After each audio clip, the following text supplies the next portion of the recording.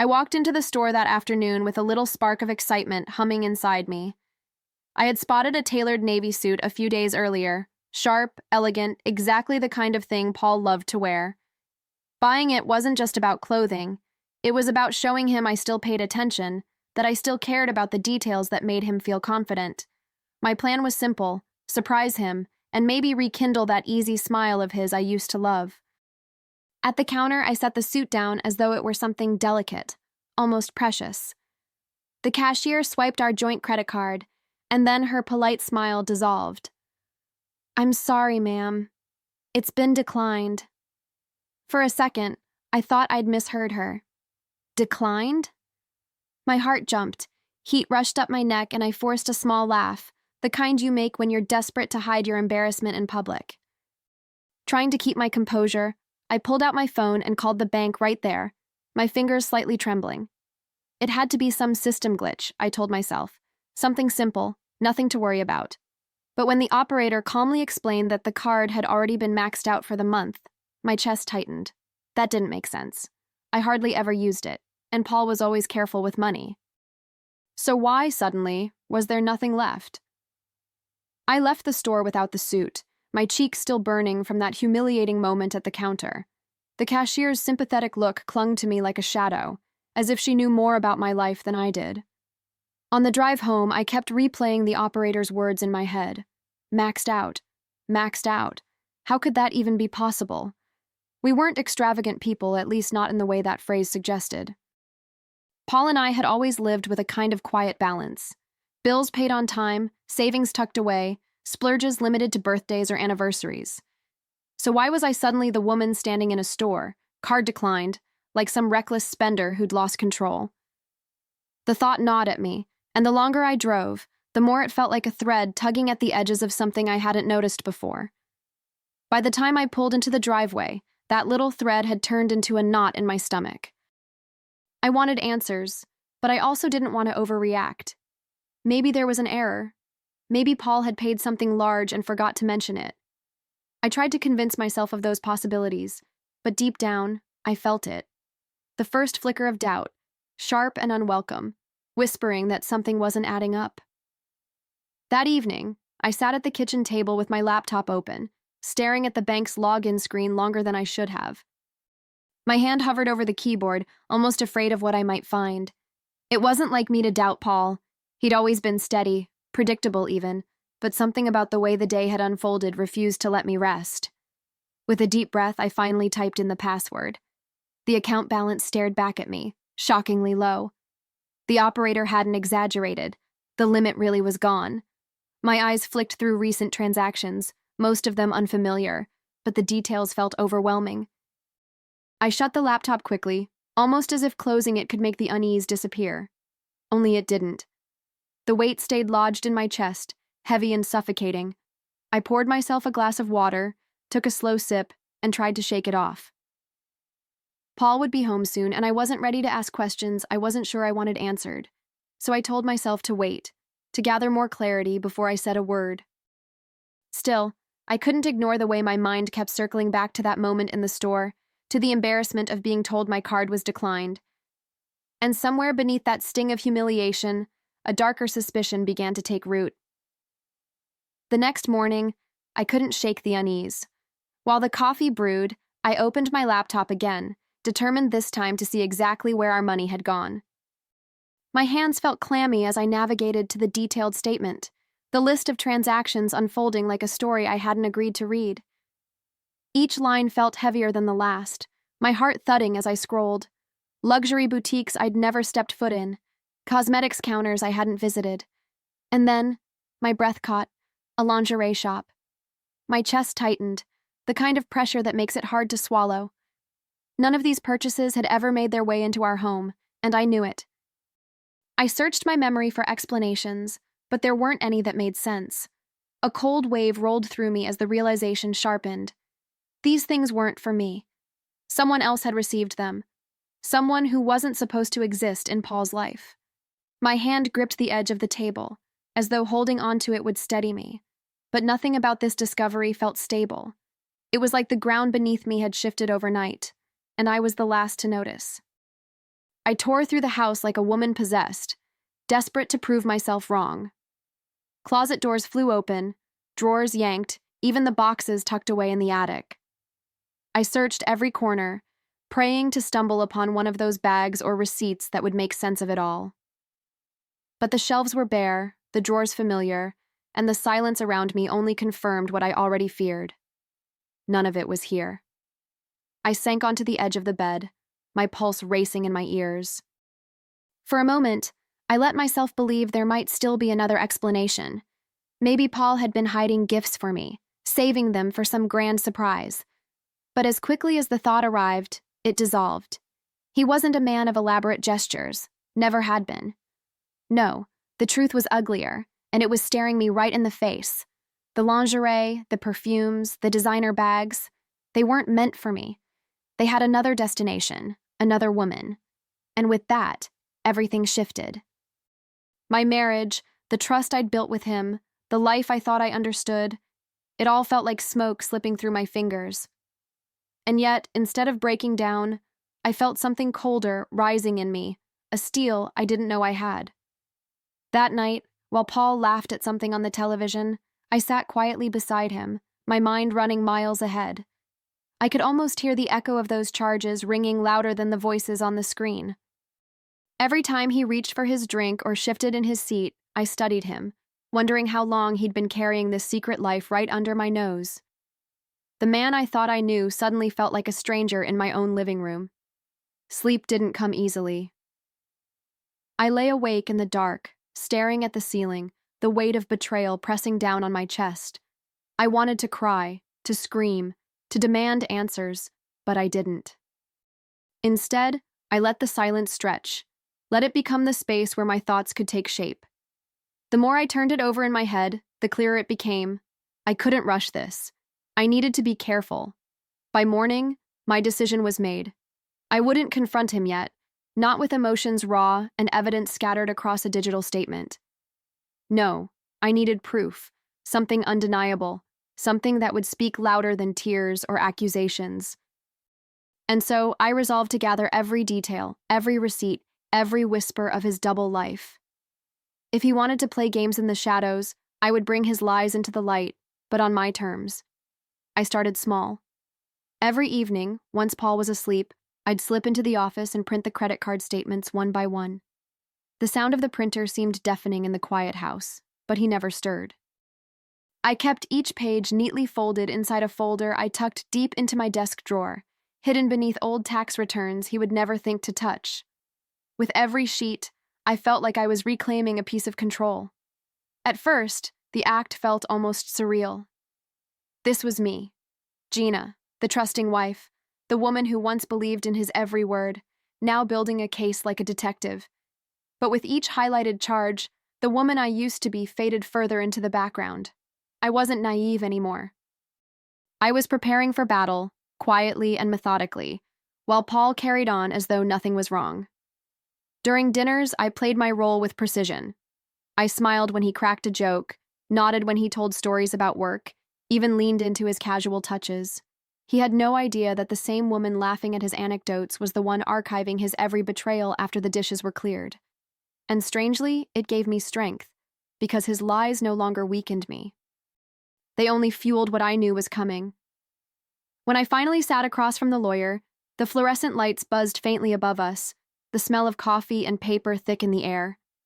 I slid the folder across his desk, my fingers steady despite the storm in my chest. He leafed through the statements carefully, his brow furrowing, then lifting with the kind of recognition that told me I wasn't overreacting. "You realize," he said, tapping a page, "this qualifies as infidelity under your contract." I nodded, my throat dry. I'd almost forgotten that clause we had agreed upon years ago, tucked neatly into the fine print of our marriage contract, an agreement that misuse of marital funds for another woman would cost him everything. Back then, I never thought I'd need it. But now, that one line was the lifeline I hadn't known I'd need. Walking out of his office, the city air hit me with a new sharpness, almost electric. I clutched the folder close to my chest, but inside I was carrying more than paper. I was carrying a plan, a weapon disguised as evidence. For the first time since that humiliating day at the store, I felt something other than confusion or pain. I felt resolve hardening inside me, like steel forged in fire. Back at home, I slipped into the rhythm of my double life with unsettling ease. By day, I was the attentive wife, laughing at Paul's stories, passing him the salt at dinner, listening to his complaints about traffic. By night, I was the silent archivist, the woman collecting proof that would one day dismantle the illusion he thought he'd built so perfectly. He believed I was oblivious, and that was my greatest advantage. Every lie he told me, every casual shrug when he came home late, only sharpened my focus. I no longer flinched at his excuses. I recorded them in my mind, adding them to the invisible file I was building against him. And the more he lied, the calmer I became. My silence wasn't weakness anymore. It was strategy. It was patience with teeth. I watched him, not as a wife watches her husband, but as someone studying their opponent. His gestures, his words, even the way he avoided certain topics, they all became clues, puzzle pieces I would one day arrange in front of him. He thought he was winning, but I knew better. I was already steps ahead, and the time was coming when the quiet mask I wore would fall away. The evening I chose felt ordinary, almost painfully so. Paul walked in humming under his breath, tossed his keys on the counter, and kissed my cheek like nothing in the world had changed. But everything had changed. I was already sitting at the dining table, a neat stack of papers laid out before me, waiting. My heart pounded steady, not from fear, but from anticipation. When his eyes landed on the folder, confusion flickered across his face. "What's this?" he asked, his voice casual, though I caught the faintest edge of caution. I didn't answer right away. Instead, I slid the statements across the table with a calm hand, watching as his curiosity gave way to dread. The color drained from his face as his eyes skimmed the first page. "Lingerie," I said softly, my tone steady but sharp enough to cut. "Cosmetics, boutiques, every charge accounted for, except in this house." His mouth opened, then closed, his words fumbling before they could form. And in that silence, I felt my power settle in. I didn't need to shout. I didn't need to cry. The evidence spoke louder than any accusation I could ever make. Paul's hands trembled slightly as he flipped through the pages, each line item stripping away his confidence. This isn't what it looks like," he stammered, his voice cracking under the weight of the undeniable. I leaned back in my chair, watching him like one might watch an actor forgetting his lines mid-scene. For years I'd hung on his words, but in that moment, I realized how hollow they really were. Then came the moment he hadn't expected. From the living room, my lawyer stepped forward, calm and deliberate, holding the contract Paul had signed years ago. His presence filled the room with an authority I didn't need to borrow. It was already mine. Paul blinked, stunned, his eyes darting from me to the lawyer, then back to the incriminating stack of paper in front of him. "This clause," the lawyer said evenly, tapping the highlighted section, "clearly defines infidelity as spending marital assets on another relationship. Every charge here falls under that definition." Paul's mouth opened to protest, but no sound came out. He looked like a man cornered, stripped of every excuse he thought might save him, and in that silence, I found a calm satisfaction blooming inside me. He tried to gather himself, sputtering weak denials, reaching for words that simply weren't there. It's not what you think," he muttered, but the statement sounded laughable even to him. His shoulders sagged, his eyes darting like a trapped animal searching for an exit that didn't exist. I didn't raise my voice. I didn't need to. My silence was the loudest thing in the room. I watched him squirm, his hands clutching the papers as though he could will the numbers to rearrange themselves, erase the truth staring him down. But lies don't bend under pressure, they shatter.